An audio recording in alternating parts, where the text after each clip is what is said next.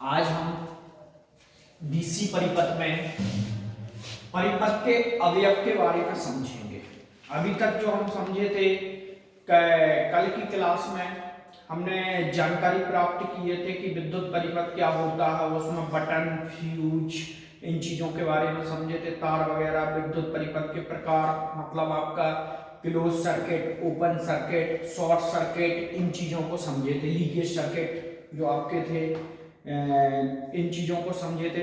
आज हम जो समझेंगे वो समझेंगे परिपथ के अवयव। परिपथ के अवयव मतलब आपका कंपोनेंट्स ऑफ नेटवर्क। आपने देखा होगा दो प्रकार से, मतलब आपकी जब इलेक्ट्रिसिटी जो वर्क करती है वो दो प्रकार से करती है। कैसे करती है? जैसे आपने देखा होगा, ये जनरली हम किसी पंखे में इलेक्ट्रिसिटी दे रहे हैं, वो तो एक जनरली है। फिर आपने देखा होगा जो घर पे आपके सेट टॉप बॉक्स या टीवी वगैरह जो लगे होते हैं उनमें भी तो इलेक्ट्रिसिटी आती है ना। Yes sir. आती ना, लेकिन वो इलेक्ट्रिसिटी आप देखे होंगे कि आपका एक नेटवर्क टाइप का पकड़ता है। नेटवर्क टाइप का मतलब एक आपकी छतरी लगी है या एंटीना लगा है, उस एंटीना से आपने टीवी को कनेक्ट किया, कनेक्ट करने के बाद आपके टीवी पर चित्रण होना चालू हो जाता है, मतलब दिखना चालू हो जाता है। उन्हीं के बारे में आज हम समझेंगे, कंपोनेंट ऑफ नेटवर्क, मतलब ये होता क्या है नेटवर्क, या आप कह सकते हैं परिपथ के अवयव। परिपथ के अवयव में सबसे पहला होता है आपका सक्रिय अवयव। पहला नंबर जो होता है वो रहेगा आपका कौन सा? सक्रिय अवयव। सक्रिय अवयव। सक्रिय अवयव का मतलब होता है आपका एक्टिव कंपोनेंट। अब जो आपका एक्टिव कंपोनेंट है वो है क्या? वो कह रहा है ऐसे अवयव जो अनंत समय तक स्वतंत्र रूप से ऊर्जा प्रदान करते हैं। ऐसे अवयव, ऐसे अवयव जो अनंत समय तक, अनंत समय तक, काय की बात कर रहा, ऐसे अवयव जो अनंत समय तक स्वतंत्र रूप से ऊर्जा प्रदान करते हैं। स्वतंत्र मतलब जिसमें स्वतंत्र रूप से ऊर्जा प्रदान करते हैं। अब यार इस पॉइंट को समझना, ऐसे अवयव, अवयव का मतलब होता है किसी चीज का नाम। अवयव का मतलब क्या हो जाता है? किसी चीज का नाम। जैसे सेल, बैटरी, ये स्रोत। स्रोत जो होते हैं वो आपके काय में आ जाएंगे? अवयव में आ जाएंगे। काय में आ जाएंगे? अवयव में आ जाएंगे। ट्रांजिस्टर ले लो आप, ट्रांजिस्टर, ये सभी आपके काय में आ जाएंगे? अवयव में आ जाएंगे। अनंत समय, समय मतलब आपका जो टाइम है उसकी बात चल रही है। अनंत मतलब अधिक टाइम तक स्वतंत्र रूप से ऊर्जा प्रदान करते हैं। ऊर्जा प्रदान करने का मतलब होता है आपको जिस चीज की आवश्यकता हो, इलेक्ट्रिसिटी वगैरह, उस चीज की बात कर रहा कि अधिक समय तक, मतलब अनंत समय तक। आपने देखा होगा जैसे आपने टीवी चालू कर दी, तो ऐसा तो है नहीं है कि आपने टीवी चालू करी और वो जो आपकी टीवी चल रही है 5 मिनट चले और फिर बंद हो जाए, फिर 5 मिनट चले फिर बंद हो जाए। भाई आपने एक बार उसको ऑन कर दिया, चाहे आप उसको 2 घंटे, 4 घंटे, 6 घंटे कंटिन्यू चलती रहती है, आप बंद तो होती नहीं है। तो वही चीज की बात कर रहा है स्वतंत्र रूप से। स्वतंत्र रूप से मतलब बिना रुकावट के वो आपका कंटिन्यू चलता रहे, वो आपके क्या कहलाते हैं? वो आपके सक्रिय अवयव कहलाते हैं, एक्टिव कंपोनेंट। क्लियर आई बात समझ में? ऐसे अवयव जो अनंत समय तक स्वतंत्र रूप से ऊर्जा प्रदान करते हैं सक्रिय अवयव कहलाते हैं। बात क्लियर हुई? इसके अंतर्गत जो सक्रिय अवयव जो होते हैं वो कौन कौन से होते हैं? सेल, बैटरी, धारा स्रोत। धारा स्रोत आपके ये जो चीजें होती हैं ये सब आपके काय में कहलाते हैं? सक्रिय अवयव के अंतर्गत आते हैं। या ऐसे परिपथ या ऐसे अन्य परिपथ अवयवों के साथ ऊर्जा लगे होते जो सक्रिय नेटवर्क के अंतर्गत आते हैं। यहां पर जो आपका कहने का उसका तात्पर्य ये है, इसमें अब आप देखो सेल, इसमें प्लस माइनस इलेक्ट्रिसिटी निकल रही, बैटरी प्लस माइनस इलेक्ट्रिसिटी निकल रही है, इसमें भी डीसी निकल रही है। अब आ जाओ आप किस पे, ट्रांजिस्टर। सबसे पहले तो आप मुझे बताओ ट्रांजिस्टर होता क्या है, ट्रांजिस्टर करता क्या है, कोई बताएगा? जब कोई चीज हम लिखें और उनमें अगर हमको सिर्फ परिभाषा अकेली पता रहे, उसके बारे में संपूर्ण जानकारी ना रहे, तो पढ़ने में मजा नहीं आता। फिर हमारे मन में एक ही पॉइंट चलता रहता कि यार सेल देखा, बैटरी देखा, संग धारा स्रोत मतलब जो धारा प्रदान करता, वोल्टेज स्रोत मतलब जो वोल्टेज प्रदान करता है, लेकिन ये क्या है ट्रांजिस्टर? ट्रांजिस्टर आपका जो होता है वो रेजिस्टेंस को ट्रांसफर करता है, रेजिस्टेंस को ट्रांसफर करने का कार्य करता है।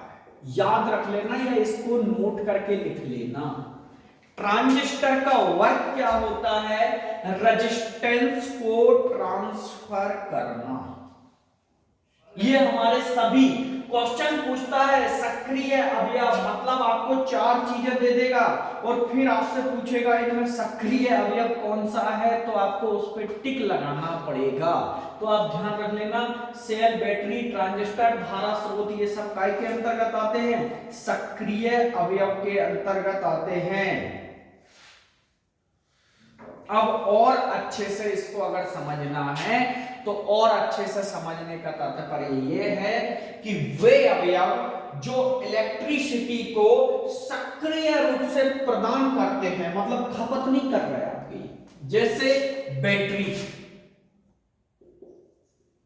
दूसरा आपका क्या है, सेल, ये हो गई आपकी बैटरी, ये यहां पर हो गया आपका सेल, ये भी आपका एक जो सेल है वो भी आपका क्या कर रहा है, इलेक्ट्रिसिटी प्रदान कर रहा है।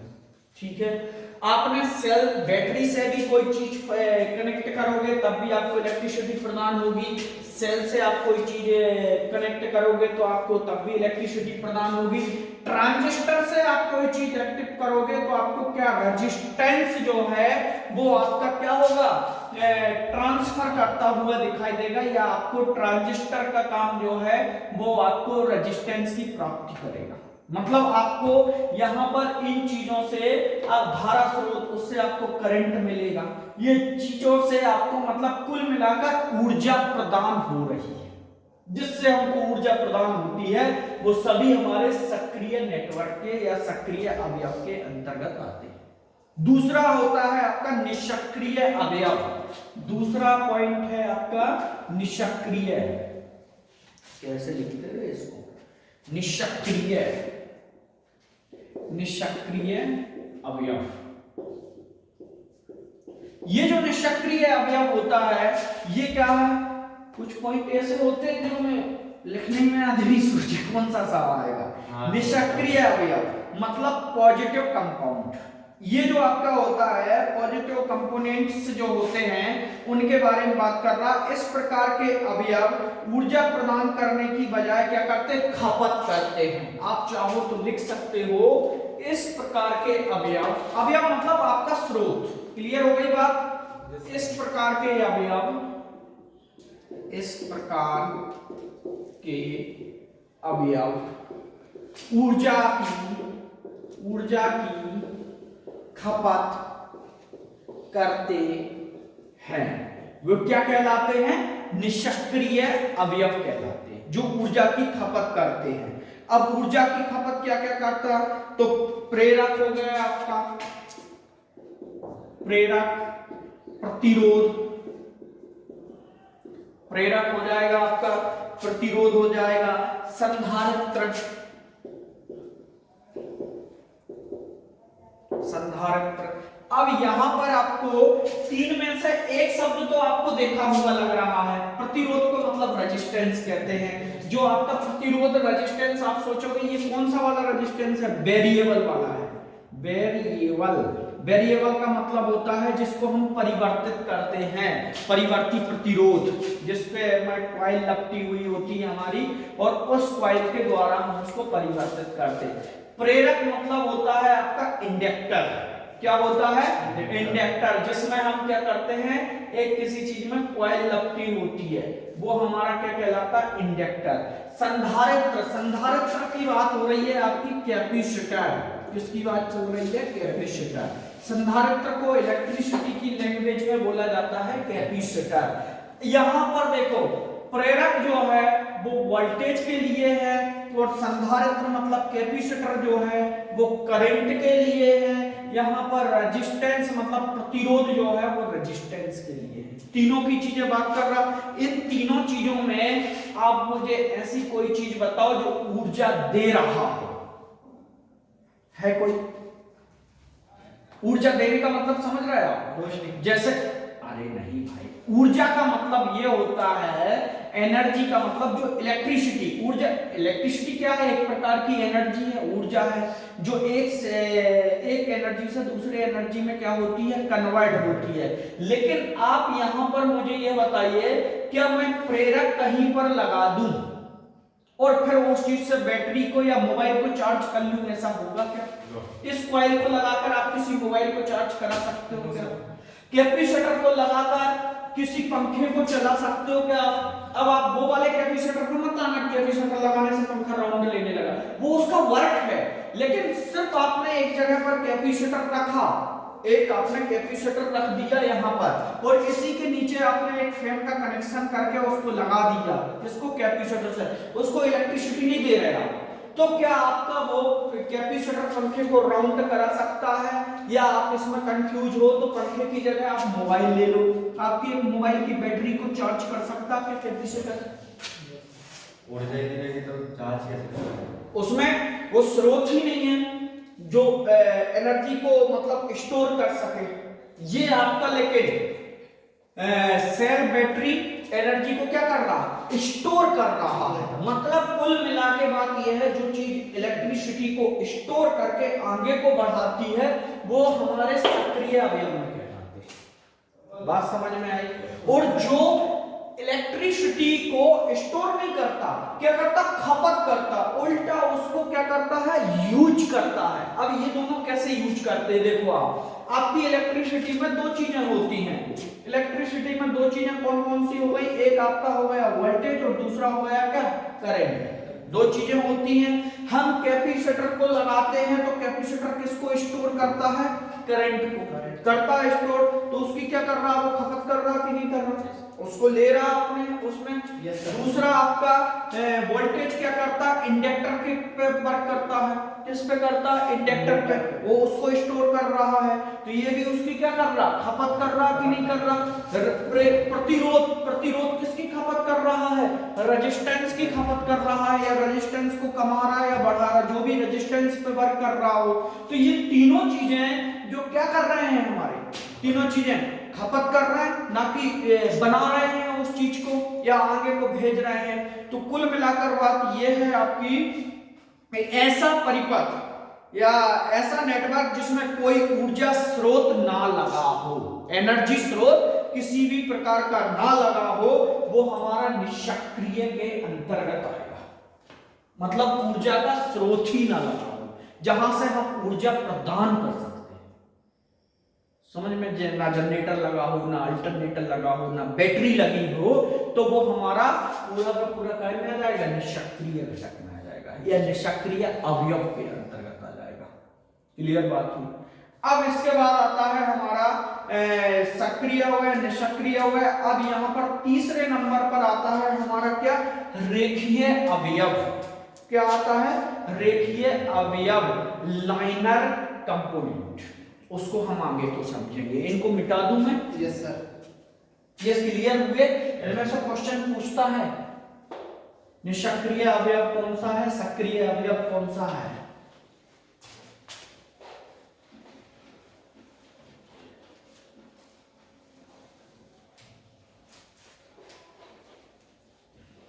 इसी में तीसरा पॉइंट हमारा है, वो क्या है? रेखीय अवयव। तीसरा पॉइंट है रेखीय अवयव।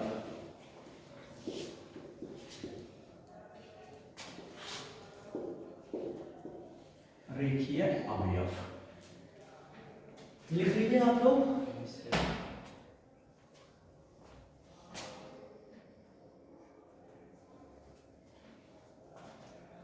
वे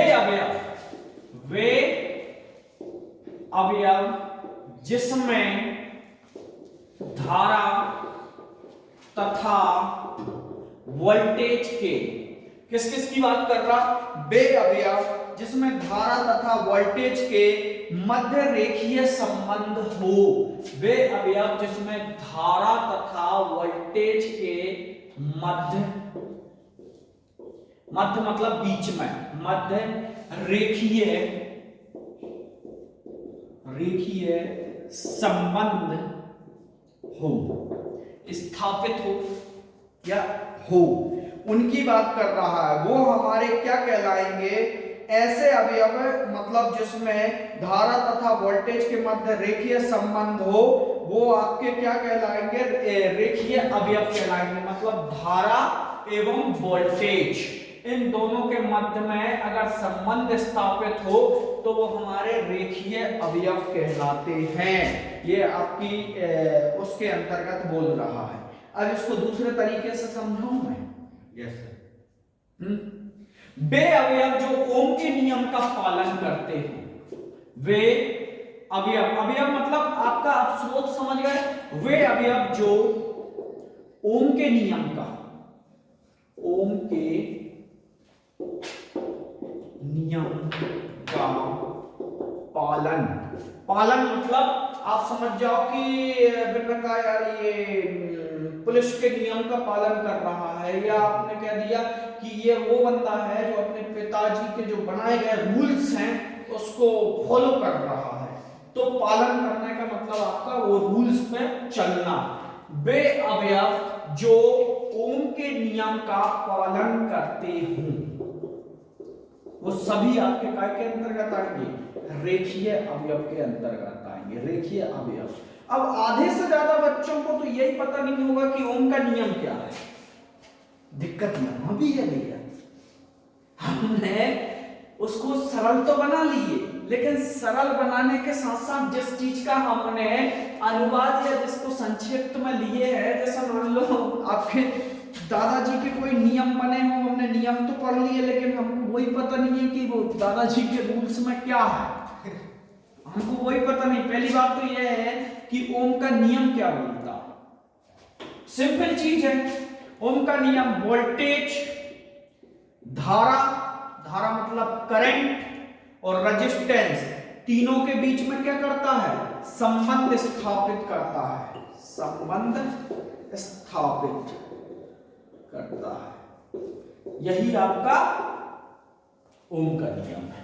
काय के बीच में संबंध स्थापित करता है, वोल्टेज, रेजिस्टेंस और आपका करंट, ये तीनों के बीच में क्या करता है, संबंध स्थापित करता है। या आप कह सकते हैं प्रेरक प्रतिरोध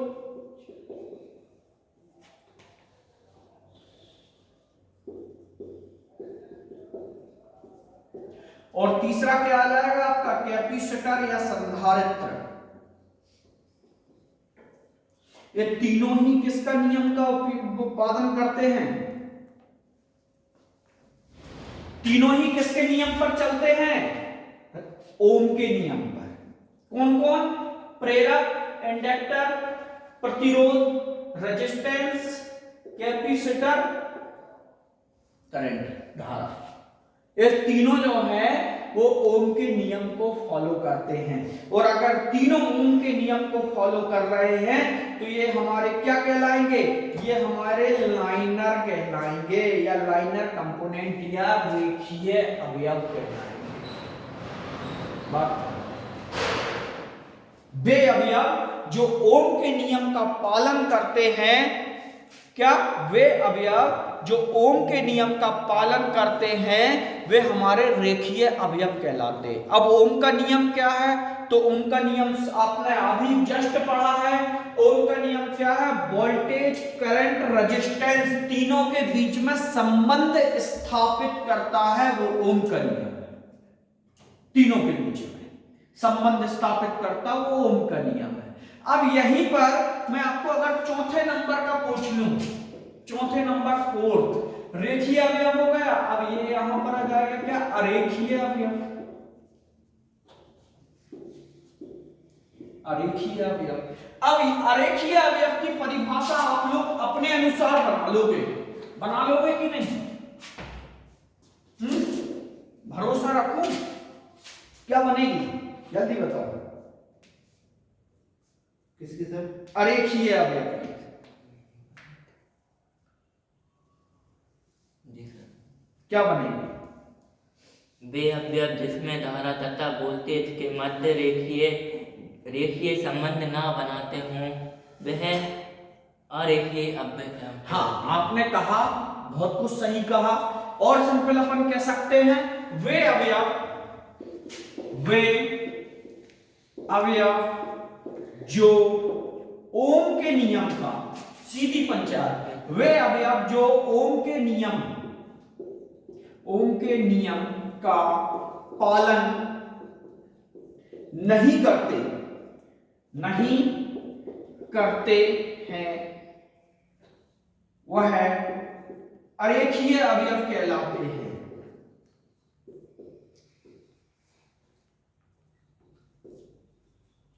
कुल मिलाकर जो ओम के नियम का पालन नहीं करते हैं वो अरेखीय अवयव के अंतर्गत आते हैं। अब ओम के नियम का पालन कौन कौन से नहीं करते, तो ओम के नियम का आपका डायोड हो गया, ट्यूब हो गया, आपका डायोड हो गया, ट्यूब हो गया, यहां पर आपका ट्रांजिस्टर भी आ जाएगा, ट्रांजिस्टर। तीनों चीजें आपकी क्या है, ओम के नियम का पालन नहीं करती।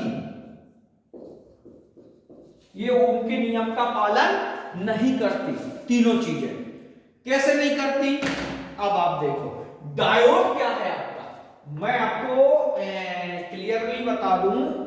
जैसे डायोड हो गया आपका, ट्यूब हो गया, ये चीजें आपकी ओम के नियम का पालन नहीं करती। क्यों नहीं करती, क्योंकि ट्यूब में आपका जो ट्यूब लगा है ये कौन सा, वैक्यूम ट्यूब की बात कर रहा। वैक्यूम ट्यूब मतलब एक कुल मिला के आपकी ट्यूबलाइट में आपका सर्किट में जो चोक वगैरह लगे होते हैं, इसमें आपके सिस्टम ये होता है, ओम के नियम का पालन होता ही नहीं है। क्यों नहीं होता ओम के नियम का पालन, क्योंकि आपकी ट्यूबलाइट जैसे है वो आपकी डीसी पर कुल मिला के वर्क कर रही है। किस पर वर्क कर रही है, डीसी पर।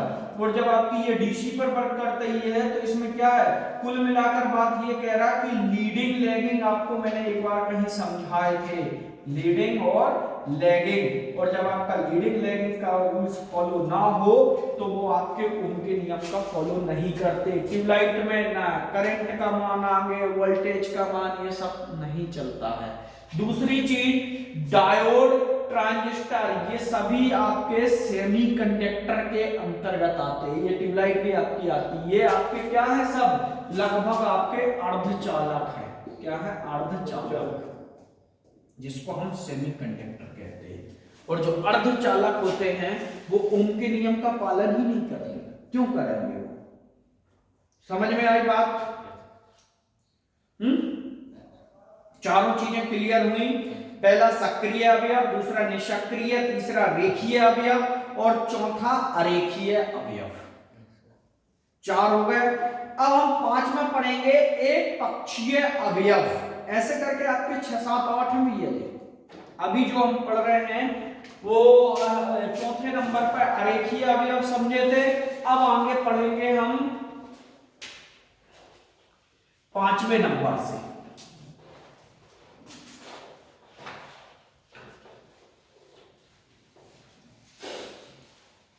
आप लोगों को लग रहा होगा कि ये जनरली चीज है, ये जनरली नहीं है, ये जब पेपर में आती तब सबको समझ में आती हमारी औकात क्या है। जब वो एक चीज पूछ दे देता और उसमें पूछ लेता है ये कौन सा अवयव है, सक्रिय है, निष्क्रिय है, रेखीय है, अरेखीय है, तब हम पगले आते हैं कि साले ये क्या है अपना रेखीय अरेखीय। फिर हमको ध्यान होना चाहिए कि फिर हमको ओम का नियम भी आ जाता है, जड़त्व का भी आ जाता है, किरचॉफ मिर्चॉफ सारे नियम फॉलो होने लगते है ना। और यही छोटी छोटी चीजें आपके क्वेश्चन में आती हैं और फिर हम कहते हैं यार, कई लोगों को आपने देखा होगा, कई मास्टरमाइंड समझते हैं अपने आप को, बोलते हैं यार इलेक्ट्रिसिटी में है ही क्या, पंखा रेगुलेटर पूछेगा बता देंगे कि पंखा कैसे घूमता, रेगुलेटर। बहुत बारीकी क्वेश्चन है, तुम देखो तो एक लेसन में से 10,000 क्वेश्चन बना देता हूं, एक लेसन से 10,000 क्वेश्चन। तो आप ये सोचो कि आपके फर्स्ट यूनिट में लगभग 18-20 चैप्टर है,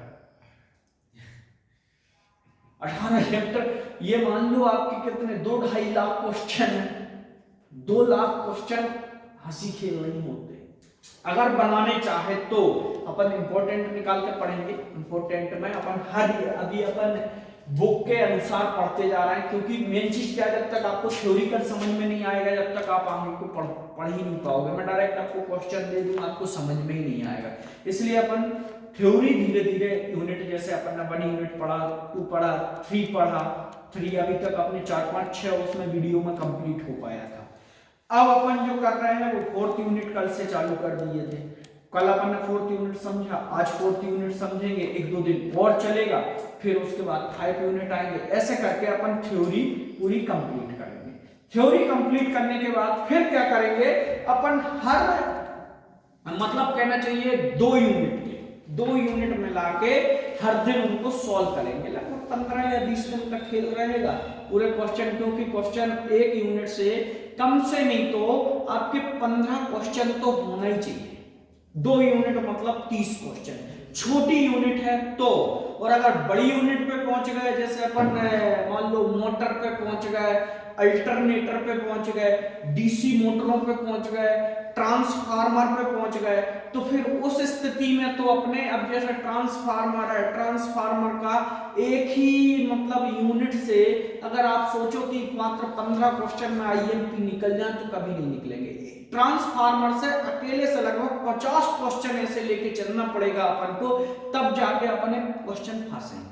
जो बड़ी बड़ी यूनिट हैं उनमें एक यूनिट के 40 से 50 क्वेश्चन बनते हैं इंपोर्टेंट, अगर अपन वेरी वेरी इंपोर्टेंट निकाले तो। ठीक है, आगे को बढ़े। ठीक है, आगे जो हम पढ़ रहे हैं 5वें नंबर पे आएगा एक पक्षीय अवयव।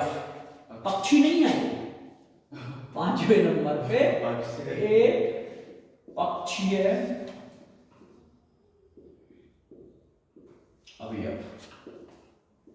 कई बच्चे तो ऐसे जो वीडियो भी नहीं देख रहे, ऑफलाइन की क्लास भी नहीं ले रहे, काफी बच्चे जो अपने आप को बहुत बड़ा ज्ञानी समझ रहा है, उनको तब पता आएगा जब एग्जाम का टाइम आएगा और इकट्ठे 10, 15, 20 वीडियो दिखेंगे तब समझ में। उनको ये लगता है, काफी लोगों की ये मानसिकता होती है कि यार ऐसे पढ़ाई किया करो कि 24 घंटे पहले से वीडियो चालू करेंगे, 24-25 घंटे के तो होंगे, एक दिन में पूरे पढ़ डालेंगे। एक दिन में अगर पूरा पढ़ने से सब कुछ होता तो मैं तो 12 साल से थ्योरी पढ़ा रहा हूँ, लगभग 12 साल हो गए मुझे थ्योरी पढ़ाते हुए। तो अगर इतना मुझे होता तो आज मैं तो बुक को देखता भी नहीं। अभी भी मैं पढ़ाता हूँ, थोड़ा बुक का चैप्टर तो लूंगा, ऐसे तो है नहीं है कि अब मैं आया और खड़ा हो गया और अपने निपटाए फुर्सत। भाई कोई भी पढ़ाएगा तो आपको चैप्टर का एक मतलब कहना चाहिए उसके अनुसार ही चलेगा ना, बाकी अपने हिसाब से सरल करके उसको बताता जाएगा। तो आप लोग जितना हो सके वीडियो भी देखो, जितना हो सके ऑफलाइन पढ़ाई भी करो, तब जाके आप पासिंग मार्क्स पे पहुंचोगे। क्योंकि थ्योरी ही एक ऐसी चीज है आपकी, मैं हर लगभग 2, 3, 4 वीडियो पे 5 मिनट 4 मिनट की चर्चा करता हूं।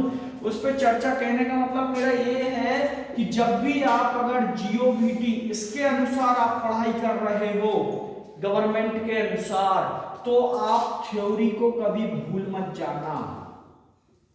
थ्योरी ही एक, क्योंकि जब भी आप आईटीआई से पेपर देते हो, आईटीआई से जब भी आप पेपर दोगे तो ये मान लो कि आपका जो पेपर 100 नंबर का अगर कोई पेपर आपका है तो उसमें से 75 से 80 क्वेश्चन सिर्फ थ्योरी के हैं जो मैं आपको पढ़ा रहा हूं।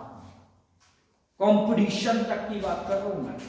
जो काफी बच्चे देखा होगा पढ़ते पढ़ते आईटीआई मुश्किल से 1 या 2 महीने होता ढंग से रिजल्ट नहीं ले पाते और नौकरी मिल जाती है उनको। क्यों? क्योंकि वो क्या करते हैं 2 साल पूरी थ्योरी को रट डालते हैं। रटना मतलब समझना, उसको जानकारी प्राप्त करना। और जैसे ही कोई आईटीआई सिर्फ एक ऐसी चीज है जिसमें हर 15 दिन में वैकेंसी आती है, हर 15 दिन। बस फर्क इतना है कि आपकी एमपी पुलिस हो गई, गुजरात पुलिस हो गई, झारखंड पुलिस हो गई, ऐसी 10-8-10 हजार पोस्टें नहीं आती हैं क्योंकि ये आती भी 10-20 सालों में। अभी तो बेरोजगारी स्तर इतना है। ये जो आती है आईटीआई की 20 post, 30 post, 40 post, 45 post, 12 post, 15 post हर 15 दिन में आती है। क्यों? क्योंकि 21 तो आपकी नवरत्न महानवरत्न कंपनियां हैं, जो ऑर्डिनिक्स फैक्ट्रियां होती हैं वो 21 है। तो वो 21 का मतलब ये नहीं है कि वो 21 ही हो हर जगह। 21 मतलब उनके नाम है। जैसे आपका मतलब बीएचईएल हो गया, BHEL Bharat heavy electrical limited, NCL हो गया, एनसीएल कोलमांस, नेदर कोलमांस सिंगरौली वाली आपका मान लो। इसके बाद में ऑर्डिनिक्स फैक्ट्री गन गैरेज हो गया, जबलपुर ले लो आप। इसके बाद में ओएलसी ले लो, ओएलसी। और इसके बाद आपकी बहुत सारी मतलब जो एनटीपीसी ले लो, NTPC National Thermal Power Corporation Limited. ये जो है तो इसका मतलब ये है कि आपने देखा कि एनटीपीसी अकेला भोपाल में हो और बाकी किसी जगह ना हो। अरे भाई एक एनटीपीसी का मतलब ये है कि 21 उसके नाम है कंपनियों के, नवरत्न या महानवरत्न। अब एनटीपीसी लगभग पूरे भारत में हर राज्य में 6 से 7 प्लांट हैं उसके। एक रेशो मान के चलो तो आपके 25-30 राज्यों के बीच में आपकी कितनी 150, 200, 300 कंपनियां होंगी। अब 150 कंपनियों में से कितने, सिर्फ एनटीपीसी की बात कर रहा हूं, 150-200 कंपनियों में से हर 6 महीने में रिटायरमेंट होते रहते हैं 4, 6, 8 लोग डिपार्टमेंट के। तो उनको नए लोग भी तो भरना है। अब जैसे बीएचईएल है तो बीएचईएल अकेला एक भोपाल ही में थोड़ी है, उत्तराखंड में भी है, भारत हैवी इलेक्ट्रिकल लिमिटेड है, मध्य प्रदेश में भी है, झारखंड में भी। तो मतलब आपके बीएचईएल 6-7 प्लांट 8 प्लांट है। अब भोपाल की निकलेगी तो आपने भोपाल में फॉर्म भर दिए। आप जो आईटीआई कर रहे हो वो आपका जो आईटीआई का जो सर्टिफिकेट है वो आपका कौन सा, एससीबीटी थोड़ी है, वो आप कौन सा कर रहे हैं, एनसीबीटी कर रहे हो।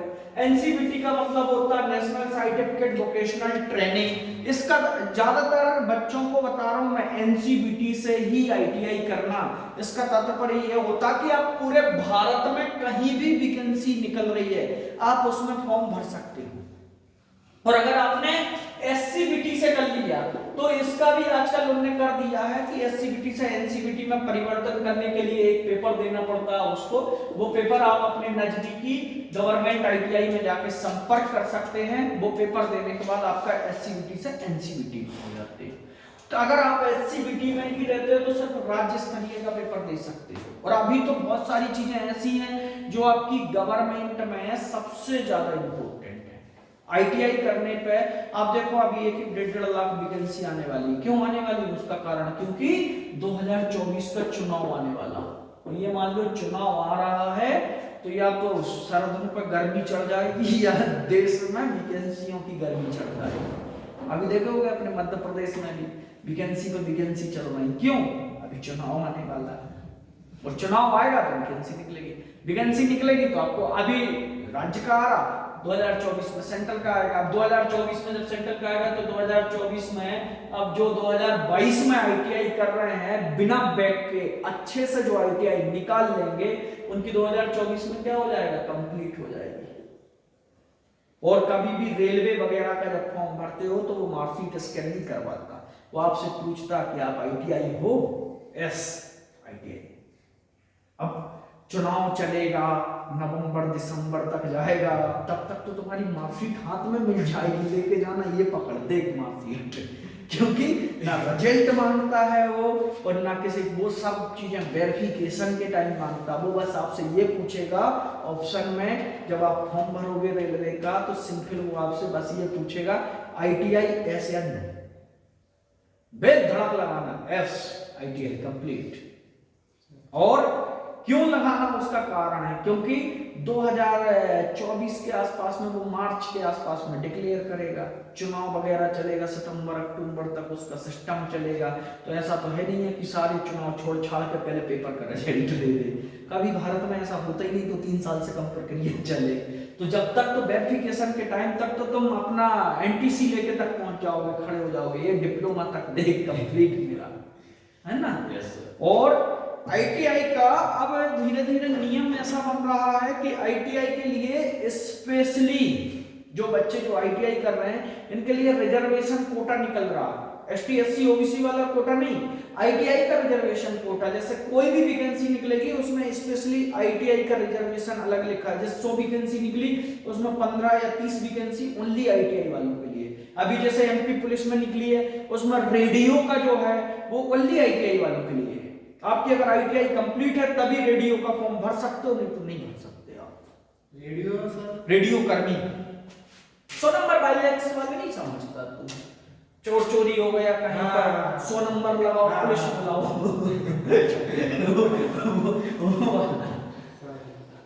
पहचान के वो मतलब उसमें रेडियो कर्मी वाला।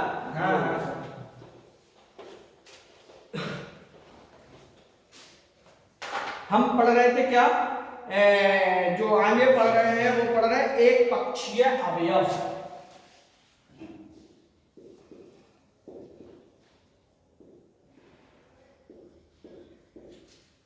एक पक्षीय अवयव, एक पक्षीय अवयव होता क्या है। अब ये पक्षी नहीं है, एक पक्षीय अवयव का मतलब होता है यूनिलेटरल कंपाउंड कहलाएगा शायद, कंपोनेंट, यूनिलेटरल कंपोनेंट शायद, कंफर्म मुझे इसका इंग्लिश वर्ड पता नहीं है, लेकिन यही कहलाएगा यूनिलेटरल। एक पक्षी है, हाँ यूनिलेटरल कंपाउंड्स कहलाएगा। इसमें जो रहेगा वो आपका रहेगा ऐसे अवयव जिसका अभिलक्षण धारा प्रवाह की दिशा पर निर्भर करता है। ऐसे अभिलक्षण या ऐसे अवयव, अभिलक्षण की जगह हम अवयव का यूज करेंगे, बेटर रहेगा। ऐसे अवयव, ऐसे अवयव जो धारा प्रभाव मतलब फ्लो, धारा प्रवाह क्या कह रहा है, पॉइंट कह रहा, धारा प्रवाह की दिशा पर निर्भर करता है। धारा प्रवाह की दिशा पर निर्भर करता है।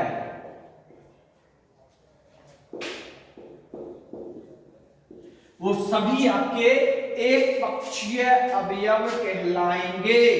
अब आप यहां पर ये मानकर चलो कि धारा प्रवाह पर नहीं, हाँ धारा प्रवाह पर वो करता है। अब आप ये बताओ, डायोड, थायरिस्टर, ट्रांजिस्टर नहीं है, थायरिस्टर, आप लोग थोड़ा सा ध्यान दिया करो।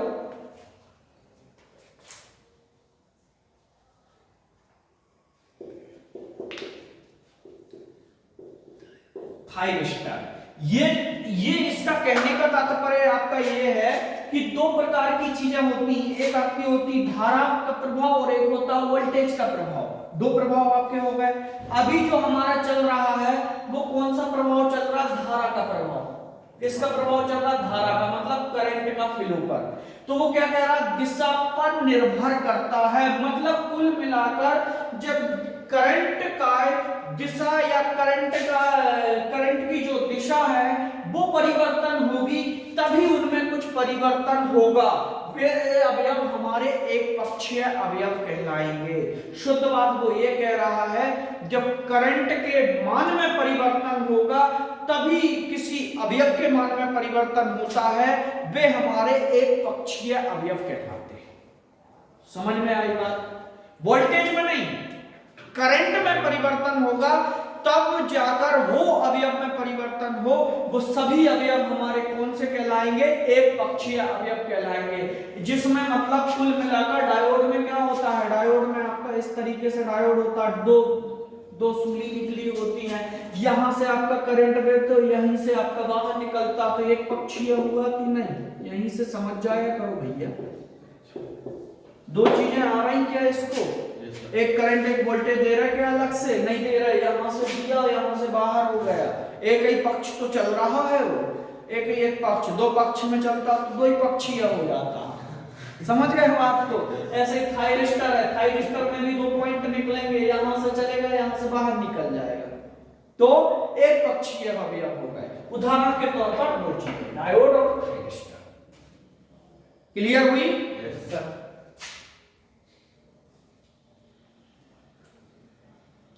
प्रचलन जो होता है उसकी दिशा पर, मतलब कुल मिलाकर करंट की दिशा पर चलते हैं। दूसरा होता है द्विपक्षीय नेटवर्क। एक पक्षी उड़ गया, दूसरा पक्षी भी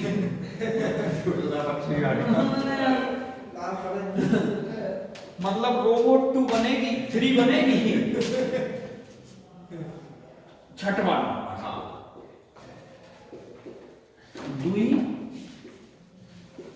द्विपक्षीय नेटवर्क। द्विपक्षीय नेटवर्क, द्विपक्षीय नेटवर्क में आपका क्या है? ऐसे अवयव जिनका अभिलक्षण मतलब धारा के प्रवाह की दिशा पर निर्भर नहीं करता। कुल मिलाकर बात ये कह रहा है, ऐसे अवयव जो धारा की दिशा का पालन नहीं करते,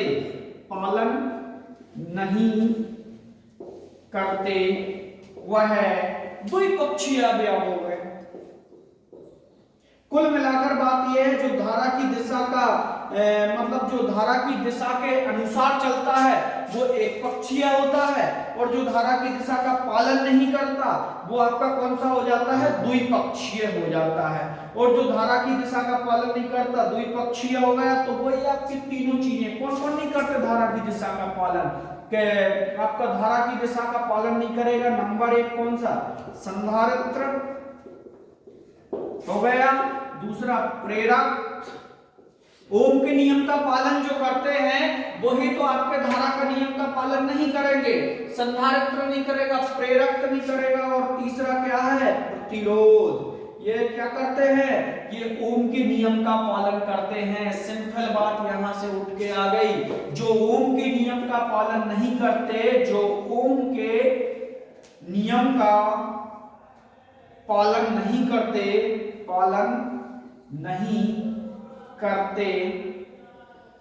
वह द्विपक्षीय अवयव हो गए। अपन भी कुछ बना देंगे कल एक समझ में आई नहीं बात? देखो अच्छा सिंपल चीज देखो, यहां उठ के आए द्विपक्षीय अवयव, ऐसे अवयव जो धारा का पालन नहीं करते वह द्विपक्षीय अवयव कहलाते हैं। धारा का पालन कौन कौन सा नहीं करते? ना कैपेसिटर करता, ना प्रेरक करता, ना प्रतिरोध करता। और जब जो तीनों चीजों का नाम दिया है, संधारित्र, प्रेरक, प्रतिरोध, तो जो तीनों ही चीज तो ऐसे जो ओम के नियम का पालन नहीं करते ना? ये करते हैं कौन? ओम के नियम का पालन कौन कौन करता है?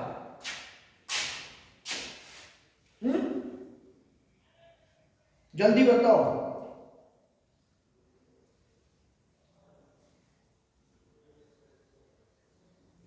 भाई ये ओम के नियम का पालन करते हैं वे अवयव जो ओम के नियम का पालन करते हैं, द्विपक्षीय नेटवर्क कहलाते हैं। अभी तो हम पढ़े थोड़ी देर पहले, तो क्यों कहलाएंगे? क्योंकि ओम के नियम काय में संबंध स्थापित करता है? वोल्टेज, करंट, रेजिस्टेंस, इन तीनों के बीच में ही तो संबंध स्थापित करता है। और तीनों ही क्या कर रहे हैं? ओम के नियम का पालन करते हैं। और जब तीनों ओम के नियम का पालन करते हैं तो वो हमारे क्या कहलाएंगे? द्विपक्षीय नेटवर्क कहलाएंगे। तुम लोग थोड़ा सा माइंड लगाया करो। क्लियर हुआ? Yes sir. आगे हम पढ़ेंगे नेटवर्क के अवयवों की पहचान, मतलब जो नेटवर्क होते हैं उनके अवयव कौन कौन से होते हैं उनको हम नेक्स्ट क्लास में पढ़ेंगे।